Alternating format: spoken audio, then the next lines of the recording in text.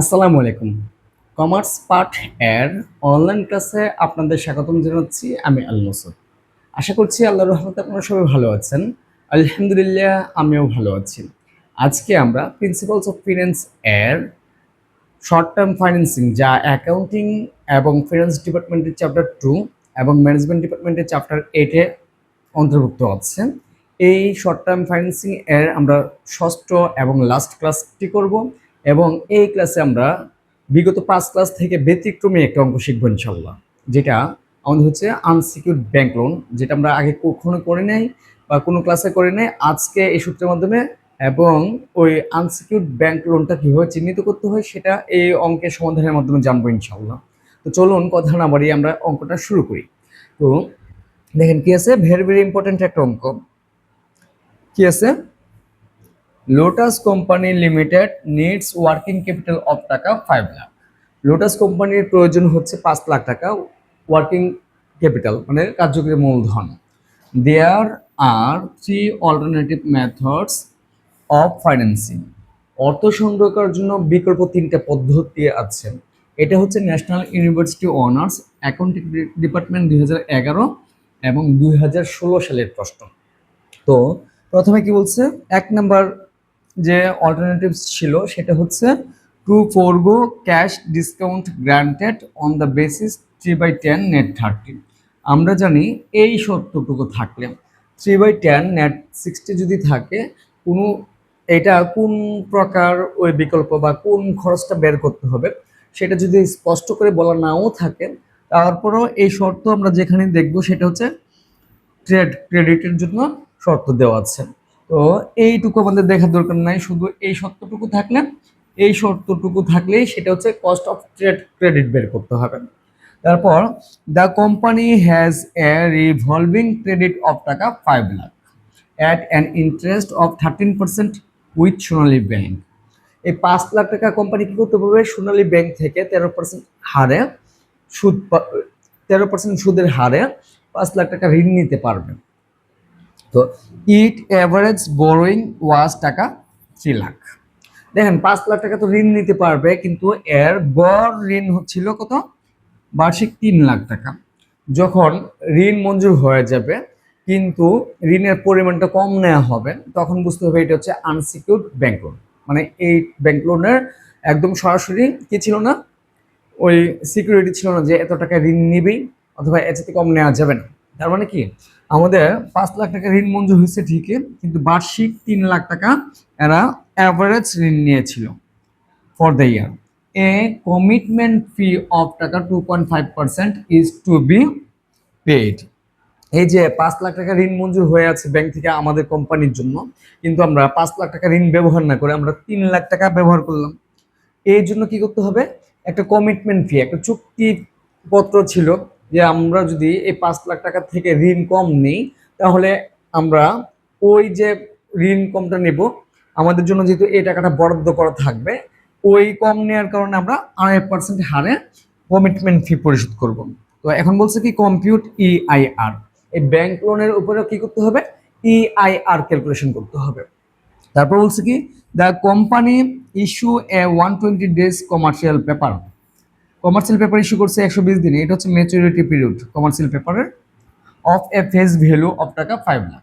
Commercial পেপারের face value হচ্ছে কত, 5 লাখ টাকা। And its sales value is taka 4,50,000।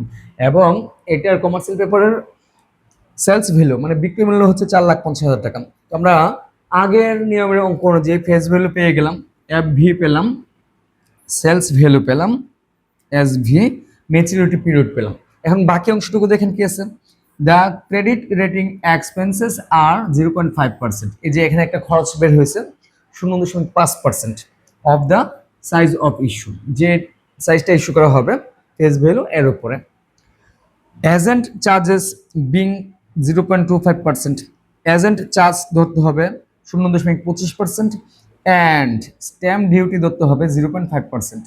What is the cost of commercial paper, cost of commercial পেপারের উপর ব্যয় কী ধরতে হবে সেটা আমাদের ধরতে হবে। এখন বলছে কি requirement, which alternatives should the company choose. এই যে 3টা বিকল্প আছে, ট্রেড ক্রেডিট, ব্যাংক লোন এবং কমার্শিয়াল পেপার, এই তিনটা বিকল্প থেকে কোম্পানি কোনটা গ্রহণ করতে হবে, অ্যান্ড হোয়াই, এবং কেন গ্রহণ করতে হবে আমাদের মতামত দিতে হবে। আমরা জানি শর্ট টার্ম ফাইন্যান্সিং এর অঙ্ক যদি করতে হয় তাহলে আমাদের প্রথমে ইআইআর বের করতে হবে, যদি তিনটার মধ্যে তুলনা করতে হয় যে কোনটা গ্রহণ করবে। তার মানে এই ট্রেড ক্রেডিটের জন্য ইআইআর বের করব, ব্যাংক লোনের জন্য ইআইআর বের করব, এবং কমার্শিয়াল পেপারের জন্য ইআইআর বের করতে হবে। তো আমরা প্রথম অঙ্কটা শুরু করি, যে ট্রেড ক্রেডিট। তো এই সত্যটা দ্বারা কি বোঝায়, প্রথম যে 3 আছে এটা হচ্ছে ডিসকাউন্ট, ক্যাশ ডিসকাউন্ট হবে সিডি। আর যদি কখন ডিসকাউন্ট দেওয়া হবে, 10 দিনের মধ্যে পরিশোধ করলে এটা হচ্ছে ডিসকাউন্ট পিরিয়ড। ডিসকাউন্ট যদি পেতে হয় 10 দিনের মধ্যে টাকা পরিশোধ করতে হবে, কিন্তু এই 60 দিন 60 দিনের মধ্যে টাকা পরিশোধ করতেই হবে, তার মানে সিপি সমান হচ্ছে 60। এখন আমরা কস্ট অফ ট্রেড ক্রেডিটের ইআইআর ক্যালকুলেশন করবো ইনশাল্লাহ। তো দেখেন কি আছে, requirement 1, we know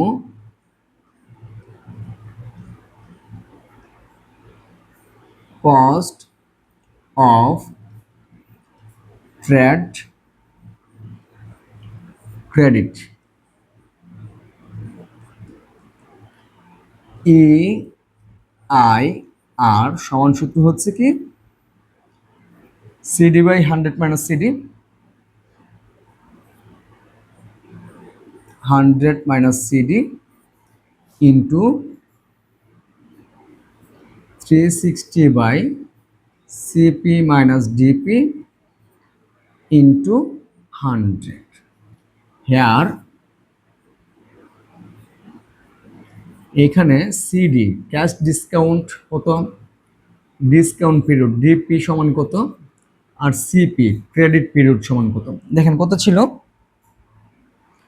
cash discount হচ্ছে আমাদের 3, ডিসকাউন্ট পিরিয়ড হচ্ছে 10, আর ক্রেডিট পিরিয়ড হচ্ছে 60। তো 3, 10 এবং 60 ছিল। এখন মান বসান, কি আছে 3, এই 100 হচ্ছে 100 মাইনাস সিডি সমান হচ্ছে 3 ইন্টু 360 ছিল 360, সিপি ক্রেডিট পিরিয়ড হচ্ছে 60 days minus DP discount period হচ্ছে 10 দিনের মধ্যে পরিশোধ করতে হবে, 10 ইন্টু 100 ছিল 100 ইকুয়াল টু, এই উপরে 3 হচ্ছে 3, 100 থেকে 3 বিয়োগ করলে থাকবে 97 ইন্টু 360 হচ্ছে 360, 60 থেকে 10 গেলে থাকবে কত,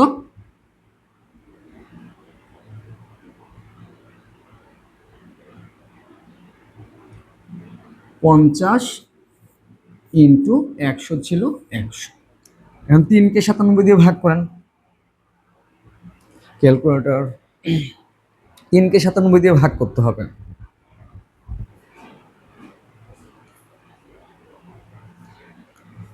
3 ভাগ 97 সমান হচ্ছে 0.0309।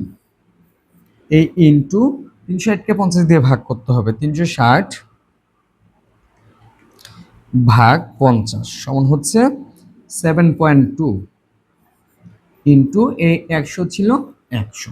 এখন এটা দিয়ে গুণ করবেন, এটা দিয়ে গুণ করবেন, 7.2 ইন্টু 0.0309 ইন্টু 100 সমান হচ্ছে 22.248। যেহেতু এখানে রেট বের হচ্ছে, এখানে পার্সেন্টেজ দিয়ে দিবেন। এই সূত্রেও করতে পারেন, অথবা 1 plus r whole to the power n minus 1 into 100 ওই সূত্র ইউজ করতে পারেন। তো তারপর আমরা যদি পরের অঙ্কটা দেখি, কি ছিল 2 নং রিকোয়ারমেন্ট যেটা ছিল, দেখেন কি আছে, the company has a revolving credit of টাকা 5 lakh at an interest of 13% with Sonali bank. এই 5 লাখ টাকা কোম্পানি কি করতে পারবে, ব্যাংক থেকে, সোনালী ব্যাংক থেকে 13% সুদে ঋণ নিতে পারবে। অর্থাৎ সোনালী ব্যাংক মঞ্জুর করে রাখছে 5 লাখ টাকা, এটা হচ্ছে গ্রান্টেড লোন 5 লাখ টাকা। ইট অ্যাভারেজ বোরিং ওয়াজ টাকা 3 লাখ। 5 লাখ টাকা যদিও ঋণ মঞ্জুর করা আছে, এটা গড়ে ঋণ নিচ্ছে মাত্র 3 লাখ টাকা ফর দ্য ইয়ার, এই বছরের জন্য। এ কমিটমেন্ট ফি অফ টাকা 2.5% ইজ টু বি পেড। এই যে ঋণ কম নিল, ঋণ কম নেওয়ার জন্য তাকে কি করতে হবে, কোম্পানিকে এই ব্যাংকের কাছে 2.5% হারে সুদ প্রদান করতে হবে, কমিটমেন্ট ফি, মানে চুক্তিপত্রের পত্রের যে সুদ দিতে হবে এটা হচ্ছে 2.5% দিতে হবে, একটা খরচ দিতে হবে কোম্পানি থেকে ব্যাংকে।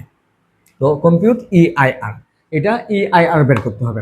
এখন আমরা বিগত ক্লাসগুলিতে যতগুলি ব্যাংক লোনের অঙ্ক করেছিলাম, ওইখানে মাত্র যত টাকা ব্যাংক ঋণ নেওয়া ছিল বা মঞ্জুর করা ছিল ওই টাকাটা ঋণ নেওয়া হয়েছে, কিন্তু এখানে ঋণ মঞ্জুর করা হচ্ছে 5 লাখ এবং ঋণ নেওয়া হয়েছে মাত্র 3 লাখ, 2 লাখ টাকা ঋণ নেওয়া হয় নাই। এই যে 2 লাখ টাকা ঋণ নেওয়া হয়েছে না, এই জন্য এর কোম্পানি থেকে কি করতে হবে, ব্যাংকে কমিটমেন্ট ফি বাবদ 2.5% টাকা পরিশোধ করতে হবে। তো এখানেও আরেকটা খরচ বললো, এই জন্য আগের যে খরচটা ছিল বা আগের যে সূত্রটা ছিল এটা চেঞ্জ হয়ে যাবে। এখন এই কমিটমেন্ট ফি থাকার ফলে বা ঋণ কম নেওয়ার ফলে এটা হচ্ছে unsecured bank loan. Unsecured bank লোনের আমাদের কি করতে হবে, ইআইআর বের করতে হবে। তো রিকোয়ারমেন্ট 2 দেখেন, এটা একটু খেয়াল করে অঙ্কটা করবেন। Cost of unsecured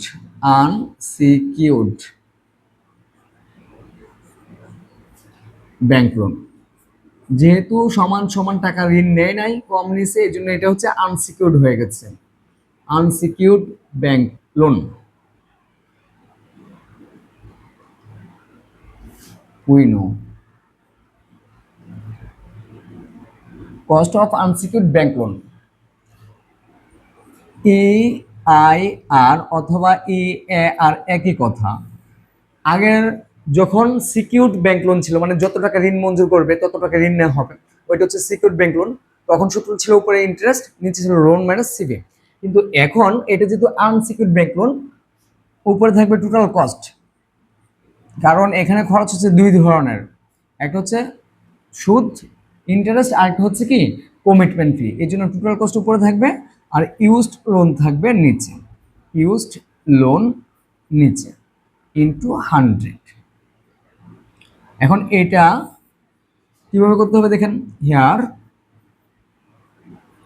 loan granted কত ছিল, ব্যাংক লোন দিবে 5 লাখ টাকা, এটা মঞ্জুর করে রাখছে, লোন গ্রান্টেড হয়েছে 5 লাখ,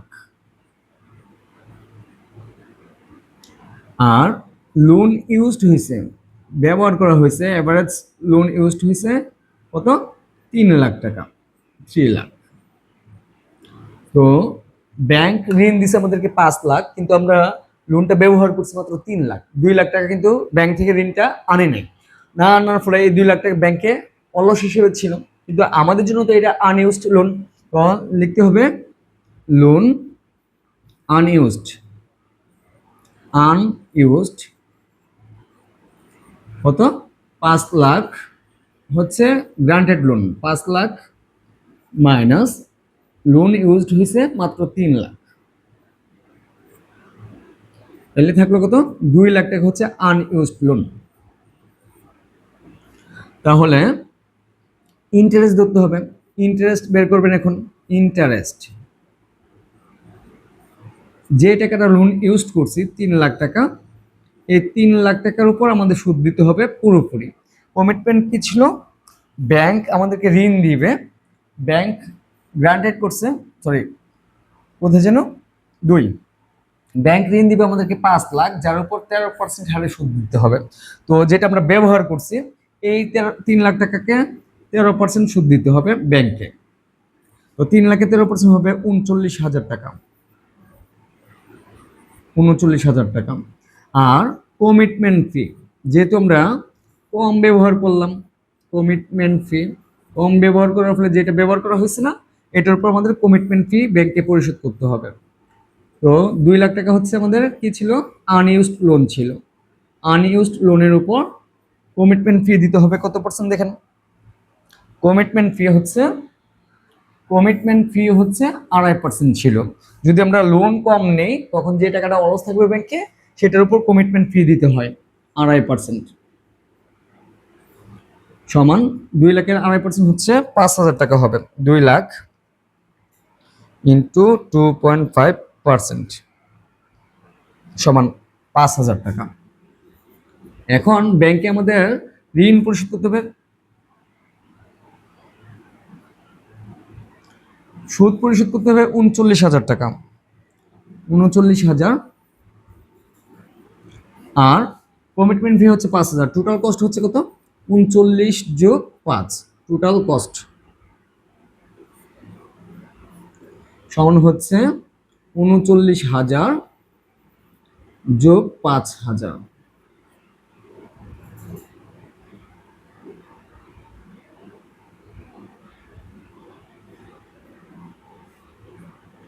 সমান হচ্ছে 44,000 টাকা।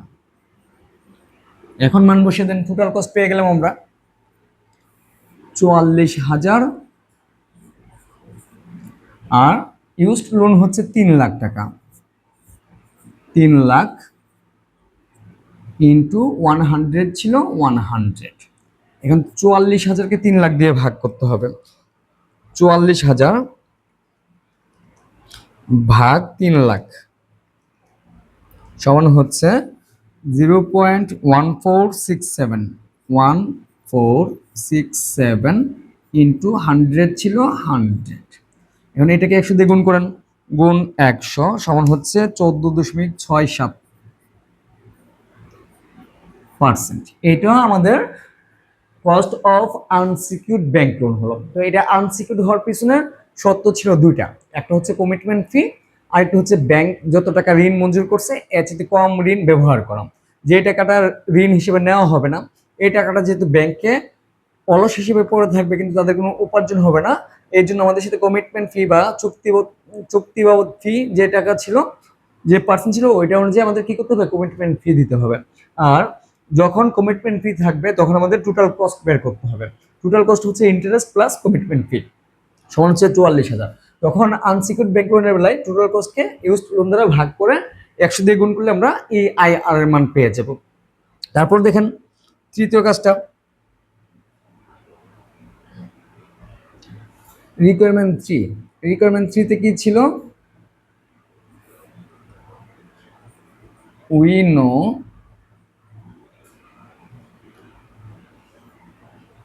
3 নং অঙ্কটা কি ছিল দেখেন, 3 নম্বর অল্টারনেটিভে the company issue a 120 days commercial paper. Commercial paper যেটা সময় উল্লেখ করা আছে সেটা হচ্ছে maturity period of a face value of টাকা 5 লাখ, এফ ভি দেওয়া হচ্ছে 5 লাখ টাকা, অ্যান্ড সেলস ভ্যালু ইজ 4,50,000। এখন ক্রেডিট রেটিং চার্জ আছে একটা খরচ, এখানে একটা খরচ আছে এজেন্ট চার্জ, আবার স্ট্যাম্প ডিউটি একটা খরচ আছে, 3টে খরচ দেওয়া আছে। And what is the cost of commercial paper? Commercial পেপারের খরচ কত হবে? তো we know cost of commercial paper, cost of commercial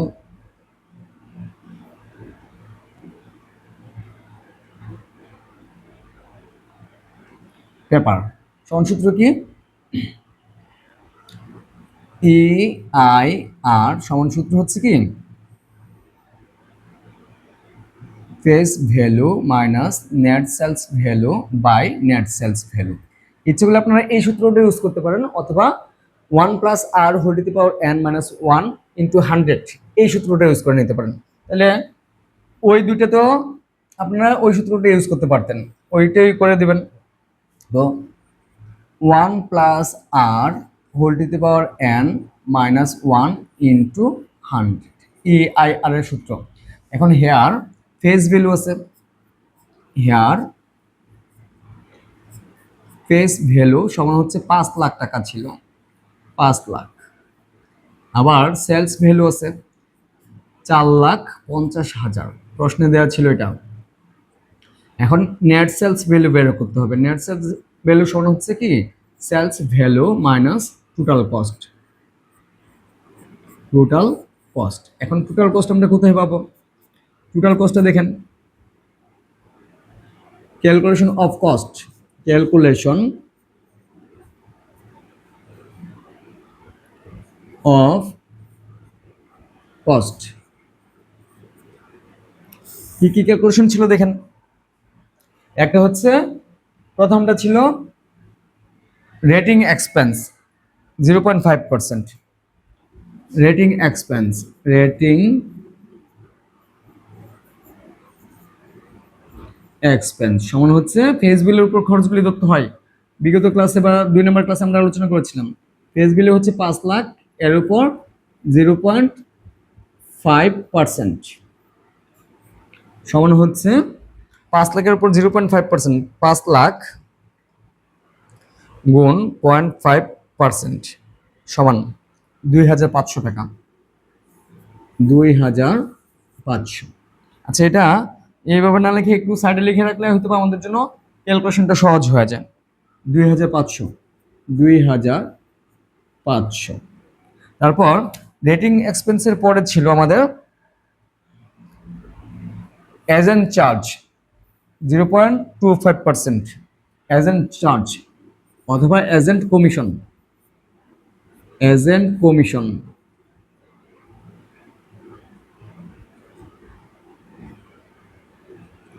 5 lakh টাকা হচ্ছে ফেস ভ্যালু, 5 লাখ, এর উপর হচ্ছে 0.25%। তো 5 লাখের উপর 0.25%,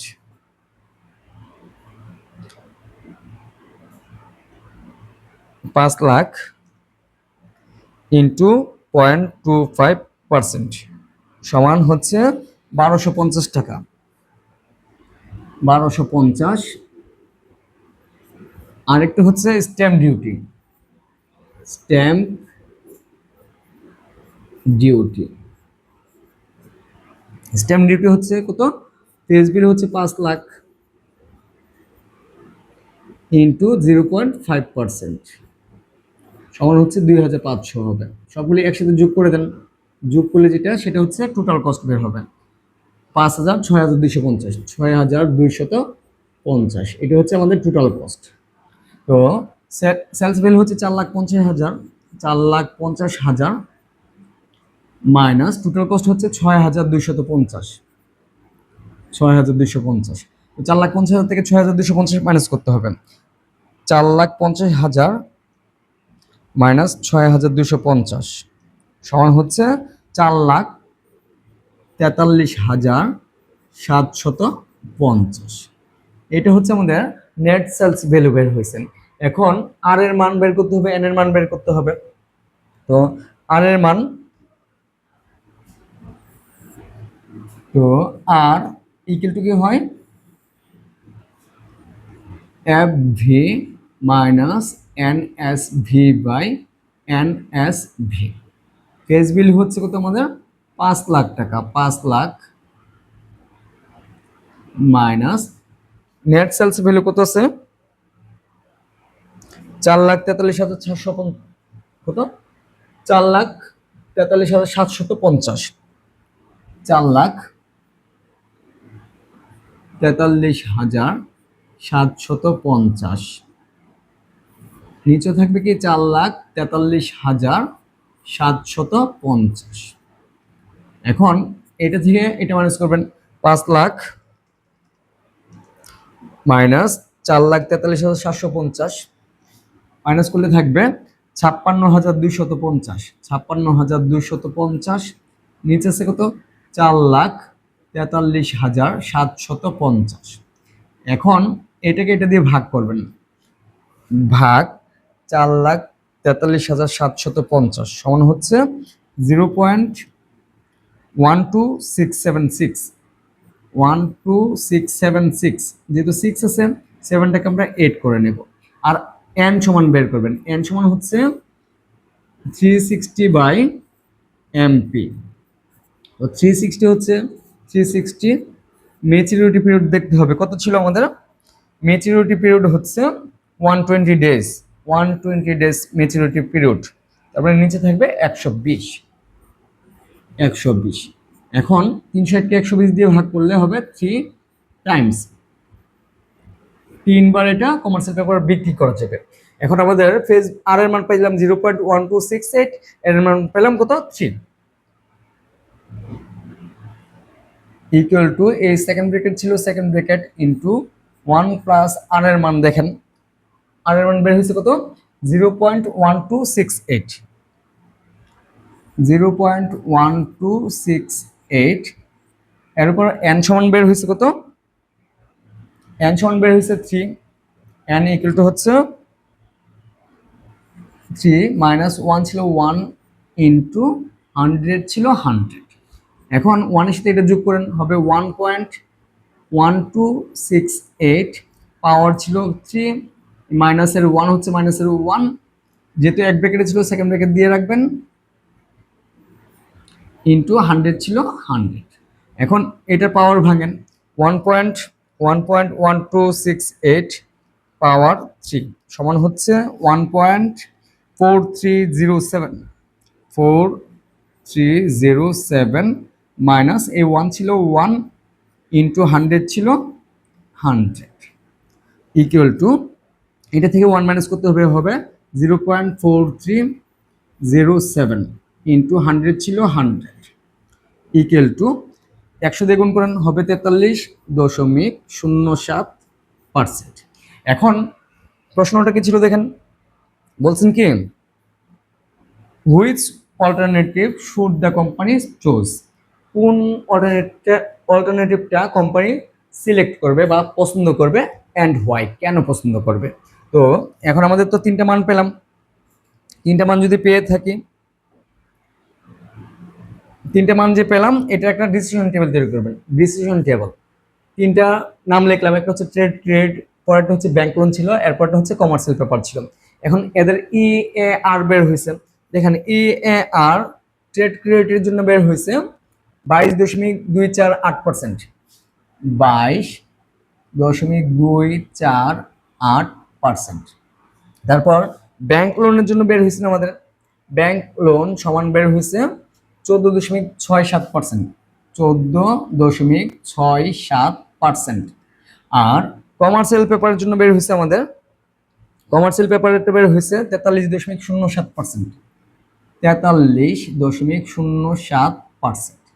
এখন এখান থেকে যদি আমরা সিলেক্ট করি বা কোম্পানি যদি সিলেক্ট করে নেই, দেখেন সর্বনিম্ন যে খরচ ছিল সেটা হচ্ছে ব্যাংক লোনের জন্য 14%। তো যেটা কম সবচেয়ে সেটা হচ্ছে বেস্ট অল্টারনেটিভ হবে, বেস্ট অল্টারনেটিভ।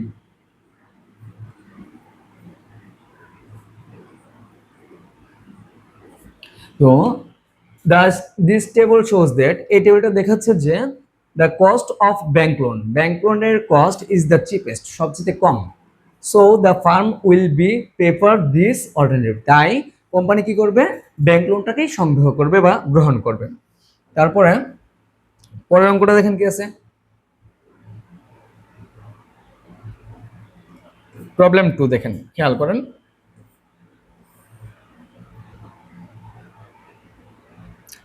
বলছে কি Arafat trading corporation has just acquired a large account, as a result it will soon need an additional taka 1 লাখ, 1 লাখ টাকা দরকার পড়বে in working capital. It has been determined that there are 3 feasible sources of funds, এই ফান্ডটা সংগ্রহ করার জন্য তাদের 3টা বিকল্প উৎস আছে। 1 নম্বর উৎস কি, ট্রেড ক্রেডিট, সুন্দর করে বলে দিচ্ছে। তো ট্রেড ক্রেডিটের এই যে এত যা যা কথা আছে বা এত টাকা লোন নিচ্ছেন, এই সমস্ত কাজের কোনো কিছু দরকার নাই, দরকার হচ্ছে আমাদের এইটুকু। ট্রেড ক্রেডিটের বেলায় শুধু এই সত্যটা লাগবে যে 3% বার্তা পাবে 30 দিনের মধ্যে পরিশোধ করলে, 80 দিনের মধ্যে অবশ্যই টাকাটা পরিশোধ করতে হবে। যদি 30 দিনের মধ্যে টাকা পরিশোধ না করতে পারে তাহলে 80 দিনের মধ্যে টাকা পরিশোধ করবে, তখন বার্তা দেওয়া হবে না। আর ব্যাংক লোন, এখানে সুন্দর করে ব্যাংক লোন বলে দিচ্ছে, the firm's bank will loan taka 1 lakh at 15% interest. আবার ব্র্যাকেটে বলছে ডিসকাউন্ট বেসিস, যখন ডিসকাউন্ট বেসিসে কোনো প্রকার ব্যাংক লোন নেওয়া হবে তখন সূত্রের নিচে ইন্টারেস্ট কি করতে হবে, বিয়োগ করে দিতে হবে। 10% compensating balance will be required, এর জন্য কি করতে হবে, ক্ষতিপূরণ উদ্বৃত্ত রাখতে হবে কত পার্সেন্ট, 10%। আর 3 নাম্বার সোর্স যেটা সেটা হচ্ছে ফ্যাক্টরিং করতে হবে। A factoring will buy the company's receivable, টাকা হচ্ছে 1,20,000 পার মান্থ, প্রতি মাসে 1,20,000 টাকা বাকিতে বিক্রি হবে, যার জন্য দেনাদার তৈরি হবে প্রতি মাসে 1,20,000 টাকা। অর্থাৎ ট্রেড সেলস হচ্ছে মাসে, প্রতি মাসে 1,20,000 টাকা। Which has an average collection period of 30 days, ACP দেওয়া আছে 30 days. The factoring will advance up to 80%, factoring করতে গেলে যে টাকাটা থাকবে এর 80% কি করতে হবে, অ্যাডভান্স পরিশোধ করতে হবে। তার মানে হচ্ছে বাকি 20% হচ্ছে কি রিজার্ভ আকারে রাখতে হবে। Of the face value of the receivable at 12% on annual basis. তার মানে কি, এই যে অ্যাডভান্স করবে কিন্তু অ্যাকাউন্টস রিসিভেবলের উপর কি করতে হবে, 12% হারে সুদ দিতে হবে। ইট has bin estimated that the factoring service will save the company administration cost টাকা 1500 পার মান্থ। এই ফ্যাক্টরিং সেবাটা গ্রহণ করার ফলে কোম্পানি অ্যাডমিনিস্ট্রেশন কস্ট কমাতে পারবে প্রতি মাসে 1500 টাকা করে। এটা সেভিংস হবে কোম্পানির জন্য। অ্যান্ড 1% ব্যাড ডেপ্ট এক্সপেন্সেস, ব্যাড ডেপ্ট এক্সপেন্সের 1% কি হবে, সেভিংস হবে। The factoring also will charge a 2% fee on all receivable purchased. Factoring cost ধরতে হবে কত পার্সেন্ট, 2%। তো required which alternative should Arafat trading corporation select on the basis of annualised percentage cost. EAR এর উপর ভিত্তি করে আরাফাত কোম্পানি কোন বিকল্পটা সংগ্রহ করবে বা গ্রহণ করবে সেটা আমাদের যাচাই করতে হবে এবং সিদ্ধান্ত দিতে হবে। তো প্রথম যে কাজটা সেটা হচ্ছে আমাদের ট্রেড করতে হবে। এটা কাজ করবেন। Requirement one, we know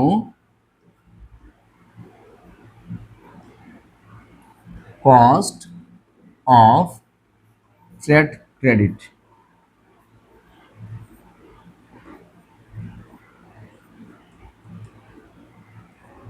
EAR সমান সূত্র হচ্ছে কি, কস্ট অফ ট্রেড ক্রেডিট সমান সূত্র হচ্ছে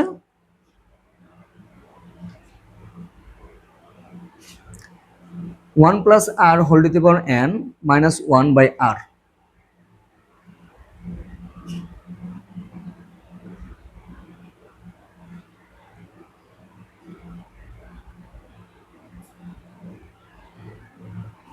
অথবা যেটা ছিল সেটাও লিখতে পারেন। কস্ট অফ ট্রেড ক্রেডিট সমান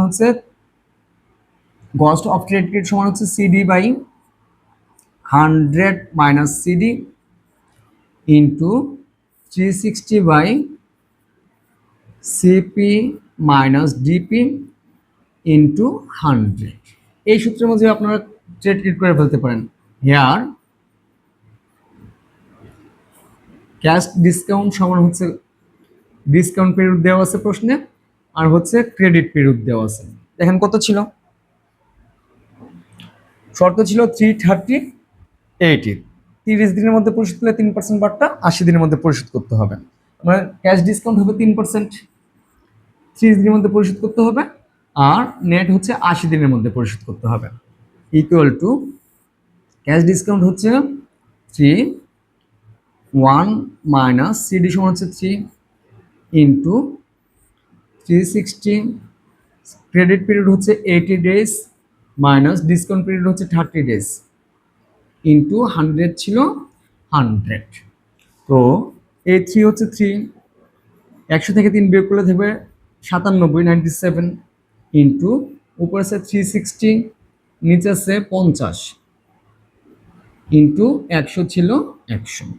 এখন 3কে 97 দিয়ে ভাগ করবেন, হবে 0.0309 ইন্টু 360কে 50 দিয়ে ভাগ করবেন, 360 ভাগ 50 সমান হচ্ছে 7.2 ইন্টু 100 ছিল 100। এখন সবগুলো একসাথে কি করতে হবে, গুণ করে দিবেন। গুণ 100 সমান হচ্ছে 22.248%।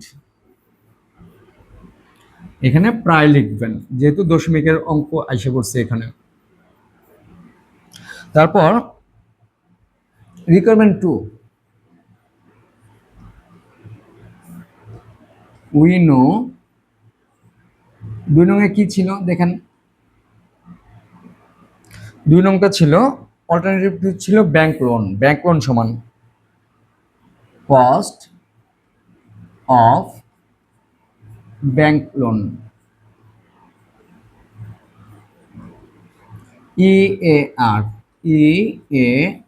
সমান হচ্ছে interest by loan minus CB minus, এখানে মাইনাস কেন করবেন দেখেন, অঙ্কটার ভিতরে ছিল লোন ছিল 1 লাখ টাকা, 15% হারে সুদ দিতে হবে, কিন্তু এটা বলছে ডিসকাউন্ট বেসিস। আমরা জানি discount basis, discount interest basis, interest paid in advance, interest deduct in advance এবং প্রিপেড ইন্টারেস্ট, এই কথাগুলি যদি উল্লেখ করা থাকে তাহলে সূত্রের নিচে ইন্টারেস্টটা বিয়োগ করতে হয়। এর জন্য আমরা এখানে ইন্টারেস্ট বিয়োগ করব, ইন্টারেস্ট ইন্টু 100। হেয়ার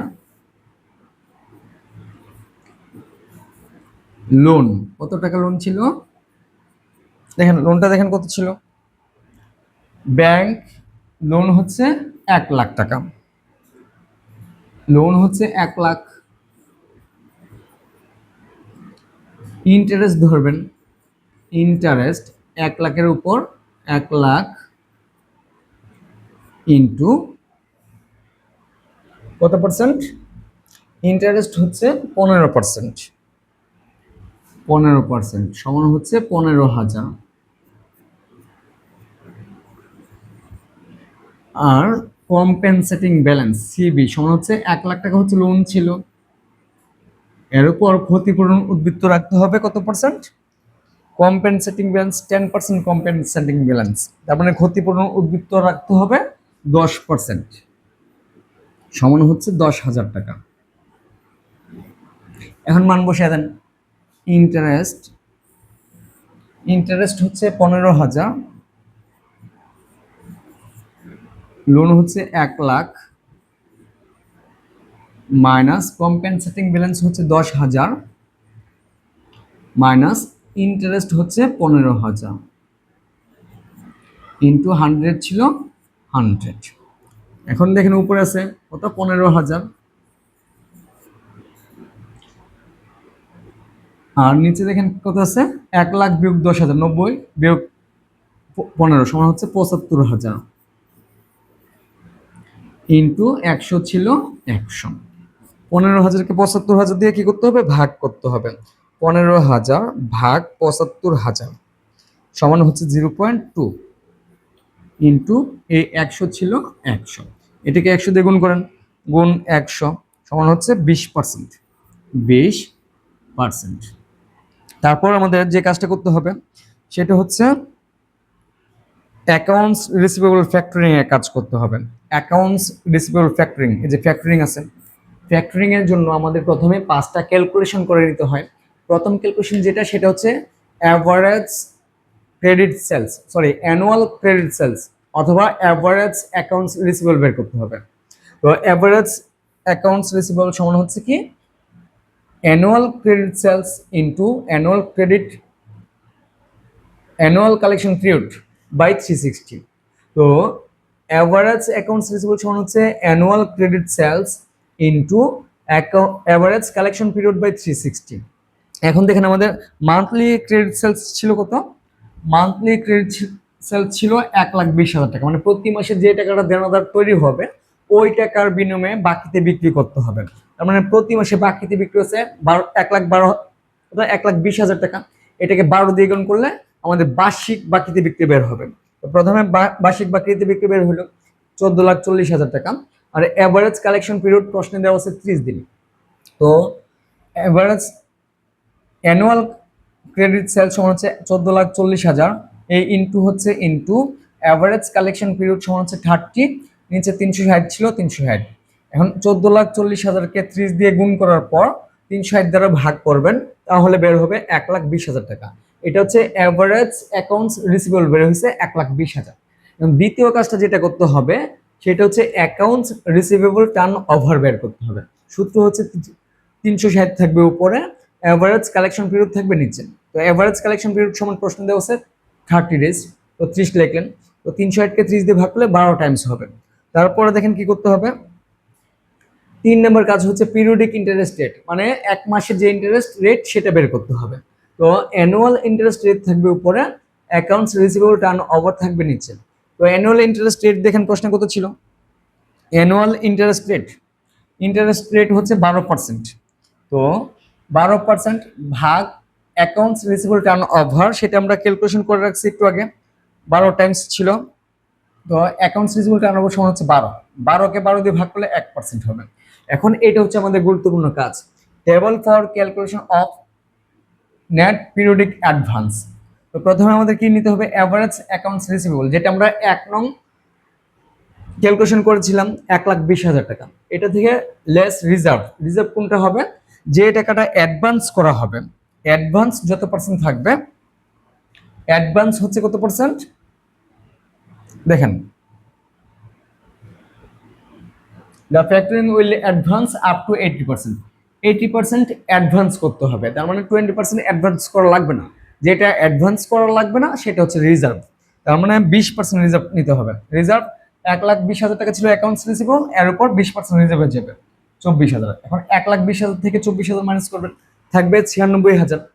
এটা হচ্ছে গ্রস অ্যাডভান্স। এর থেকে মাইনাস করতে হবে ফ্যাক্টরিং কমিশন।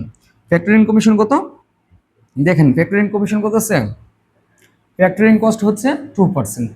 তো এই 2% ধরবেন। অ্যাভারেজ অ্যাকাউন্টস রিসিভেবল ছিল 1,20,000, এর উপর 2% ধরলেন 2,400 টাকা। তো এটা বের হবে কি, মাইনাস করার পর বের হবে অ্যাডভান্স বেসিস অফ ইন্টারেস্ট, মানে হচ্ছে এই টাকার উপর ইন্টারেস্ট ধরতে হবে। এখন ইন্টারেস্ট ধরবেন কত, 1% বের করছেন একটু আগে, যে 1%, এই 1% ধরবেন। 93,600 ইন্টু 1% সমান হচ্ছে 936, মাইনাস করলে বের হবে নেট পিরিয়ডিক অ্যাডভান্স। এখন আমাদের পঞ্চম যে ক্যালকুলেশন সেটা হচ্ছে table for calculation of net periodic cost, NPC, net periodic cost বের করতে হবে। তো আমাদের দুইটা খরচ বের হচ্ছে আগের চার্টে, একটা হচ্ছে দেখেন ফ্যাক্টরিং কমিশন, আর একটা হচ্ছে ইন্টারেস্ট। এই দুইটা খরচ আগে লিখতে হবে। ফ্যাক্টরিং এক্সপেন্স 2,400, ইন্টারেস্ট হচ্ছে 936, টোটাল পিরিয়ডিক কস্ট হচ্ছে 3,336। এখন কিছু সেভিংস আছে এইটা সংগ্রহ করার ফলে, তো লেস সেভিংস ফ্রম ফ্যাক্টরিং। কি কি সেভিংস হবে, ব্যাড ডেট লসেস, দেখেন ব্যাড ডেট লস কত হবে, সেভিংস থাকবে 1% ব্যাড ডেট এক্সপেন্স। তার মানে অ্যাকাউন্টস রিসিভেবল ছিল 1,20,000, এর উপর 1% সমান হচ্ছে 1,200, আর অ্যাডমিনিস্ট্রেটিভ এক্সপেন্স প্রতি মাসে হচ্ছে 1,500, যেহেতু 12 মাস দিয়ে গুণ করলে 12 দিয়ে গুণ করলে 1 বছরে বের হবে, আর ভাগ করতে হবে অ্যাকাউন্টস রিসিভেবল টার্নওভার যেটা আছে সেটা দিয়ে, মানে 12 দিয়ে, তখন বের হবে 1,500। তো 1200 যোগ 1,500 সমান হচ্ছে সেভিংস থাকবে 2,700। এখন টোটাল পিরিয়ডিক কস্ট 3,336 থেকে এই সেভিংসটা যদি আমরা মাইনাস করে দিই, তাহলে নেট পিরিয়ডিক কস্ট বের হবে। তো এখন EAR এর সূত্র বের করবেন, আর সমান হচ্ছে NPC by NPM, net periodic cost, যেটা আমরা এখন বের করলাম 636, সেটা থাকবে উপরে। নেট পিরিয়ডিক অ্যাডভান্স হচ্ছে 4 নং ক্যালকুলেশনে করা আছে, 4 নং এ বের হয়েছে কত, 92,664, এটা লিখবেন। তো এটা দিয়ে ভাগ করলে হবে 0.006864, আর এন সমান হচ্ছে অ্যাকাউন্টস রিসিভেবল টার্ন ওভার যেটা ছিল, এটা হচ্ছে অ্যাকাউন্টস রিসিভেবল টার্ন ওভারের মানটা। তো এখন আর এর মান বসালেন, এন সমান বসানো হয়েছে। এখন 1 এর সাথে এটা যোগ করলে এত হবে, পাওয়ার ছিল 12 মাইনাস 1 ইন্টু 100। এখন এটা পাওয়ার ভাঙলে হবে 1.0855 মাইনাস 1 ইন্টু 100। তো এটা থেকে 1 মাইনাস করলে এত থাকবে, গুণ 100 সমান হচ্ছে এত পার্সেন্ট। এখন আমাদের কাজ হচ্ছে সিদ্ধান্ত দেওয়া যায় কোনটা সংগ্রহ করতে হবে। সিদ্ধান্ত যদি দিতে হয়, আমাদের একটা ডিসিশন টেবিল তৈরি করবেন, trade credit, bank loan, accounts receivable, factoring. এখন তিনটার মান বসাতে হবে EAR এর জন্য। ট্রেড ক্রেডিটের মান বের হচ্ছে আমাদের কত, 22.248, 22.248%। ব্যাংক লোন, ব্যাংক লোনের মান বের হয়েছে আমাদের, ব্যাংক লোন সমান হচ্ছে 20% ছিল, 20%। আর অ্যাকাউন্টস রিসিভেবল ফ্যাক্টরিং সমান বের হয়েছে আমাদের কত, 8.55%, 8.55%। তো এখানে সর্বনিম্ন খরচ হচ্ছে 8.55%, 8.55%। এটা যেহেতু সর্বনিম্ন খরচ, এটা হচ্ছে বেস্ট অল্টারনেটিভ, বেস্ট অল্টারনেটিভ।